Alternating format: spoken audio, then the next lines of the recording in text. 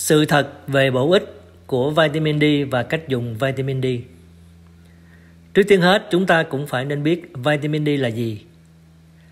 Vitamin D là một loại vitamin được hòa tan trong chất béo và cũng là một loại hormone kích thích sự hấp thụ calcium trong cơ thể. Nó đóng một vai trò quan trọng đối với xương và trong việc bảo đảm hoạt động của cơ bắp, tim, phổi, xương khớp, chức năng hoạt động của não và hệ miễn dịch đối với cơ thể của chúng ta. Ảnh hưởng của việc thiếu vitamin D. Vitamin D giúp cơ thể hấp thụ tốt calcium để hình thành và duy trì hệ thống xương răng vững chắc. Thiếu vitamin D ở người lớn và đặc biệt là thiếu vitamin D ở phụ nữ gây ra nhiều bệnh lý như là yếu xương, loãng xương. Gần đây các nghiên cứu còn chỉ ra rằng thiếu vitamin D có thể là nguy cơ gây nhiều bệnh ngoài hệ thống xương như nhiễm trùng, ung thư, trầm cảm, vân vân. Dưới đây là các ảnh hưởng cụ thể của việc thiếu vitamin D. Thiếu vitamin D chúng ta sẽ bị các chứng bệnh như sau. Thứ nhất, loãng xương. Vitamin D giúp điều tiết calcium trong cơ thể của chúng ta. Cho nên những người thiếu vitamin D được khuyên là phải đặc biệt chú ý khắc phục vấn đề này. Có đủ lượng canxi và vitamin D cực kỳ quan trọng trong việc duy trì mật độ xương. Thiếu vitamin D khiến cho lượng canxi cạn kiệt, làm suy yếu xương và tăng nguy cơ gãy xương. Thứ nhì, dễ bị nhiễm trùng. Vitamin D rất quan trọng đối với sức khỏe của hệ miễn dịch. Vitamin D có thể tăng sức đề kháng với các bệnh nhiễm trùng về đường hô hấp như là COVID-19. Thiếu vitamin D ở người lớn khiến các tế bào miễn dịch không thể phản ứng một cách thích hợp, làm chúng ta dễ bị nhiễm trùng hơn. Vitamin D có vai trò thiết yếu đối với chức năng của hai phần cơ bản của hệ miễn dịch, đó là khả năng miễn dịch thích ứng và miễn dịch bẩm sinh. Nếu cảm thấy cơ thể dễ bị nhiễm trùng, có thể làm xét nghiệm để bổ sung vitamin D cần thiết. Hiện nay các nhà khoa học đang nghiên cứu vai trò của sự thiếu hụt vitamin D trong việc tăng nguy cơ ung thư, đặc biệt là ung thư đại trực tràng, ung thư vú, ung thư tủy và ung thư tuyến tiền liệt.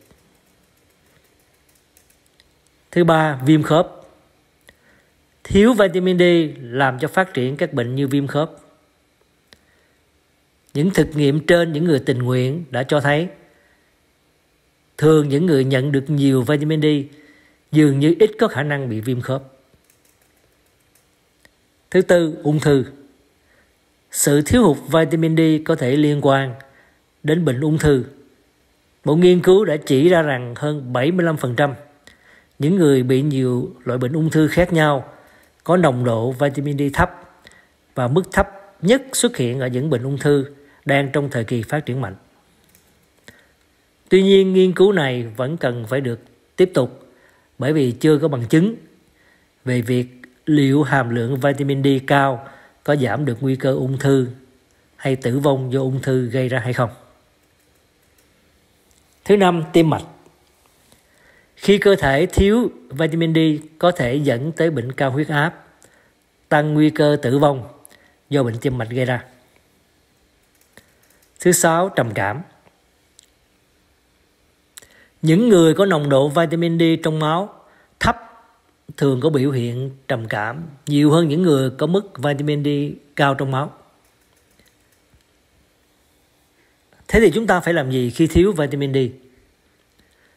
Một xét nghiệm máu đơn giản có thể xác định có hay không tình trạng thiếu vitamin D.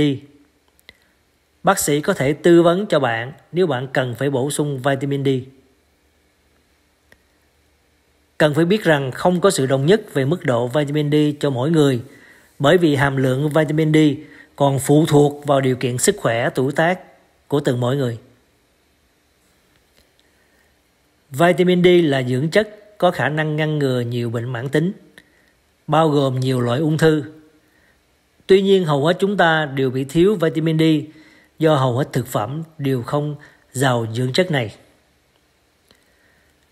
Trên thực tế, nguồn vitamin D dồi dào nhất là ánh nắng. Nhưng tiếp xúc quá lâu với ánh nắng lại gây nguy hiểm cho da. Việc bổ sung đầy đủ vitamin D có thể không dễ dàng, nhưng bằng chế độ ăn uống thích hợp, tiếp xúc với ánh nắng vừa phải và sử dụng thực phẩm chức năng, bạn có thể nhận được những lợi ích của dưỡng chất quan trọng này. Nên uống vitamin D vào thời gian ban ngày, ví dụ như bữa sáng hoặc trưa, uống khi bụng no và không uống khi uống cà phê hoặc trà sáng. Thông thường từ 1 tuổi cho tới 18 tuổi, cái hàm lượng là từ 600 cho tới 1.000 IU mỗi ngày. 71 tuổi và nhiều hơn nữa thì hàm lượng là 1.500 cho tới 2.000 IU mỗi ngày. Và ngoài ra cũng có một số thực phẩm chứa nhiều vitamin D, chẳng hạn như cá hồi, cá có mỡ, cá tuna, sữa chua, sữa tươi, sữa đậu nành, ngũ cốc, gan bò, bơ sữa, lòng đỏ trứng. Việc tăng cường tiếp xúc với ánh nắng và cẩn thận trong quá trình tiếp xúc. Vitamin D là vitamin hiếm có trong nguồn thực phẩm, nhưng lại có nhiều trong ánh nắng mặt trời. Tuy nhiên, bạn cũng cần phải duy trì sự cân bằng giữa việc tiếp xúc không đủ với ánh nắng và tiếp xúc quá nhiều để tránh khiến da bị cháy nắng và ung thư da. Tốt nhất bạn nên dành 15 cho tới 20 phút để tiếp xúc với ánh nắng 3 lần mỗi tuần. Thoa kem chống nắng sẽ bị hạn chế sự hấp thụ vitamin D. Các nghiên cứu khoa học đều chỉ ra rằng thời gian hiệu quả nhất để cơ thể sản xuất ra vitamin D là từ 11 giờ cho tới 15 giờ. Hoặc bạn cũng có thể dành 5 cho tới 10 phút tiếp xúc với ánh nắng nhiều lần mỗi tuần. Lưu ý không tắm trong vòng 1 tiếng sau khi tiếp xúc với ánh nắng.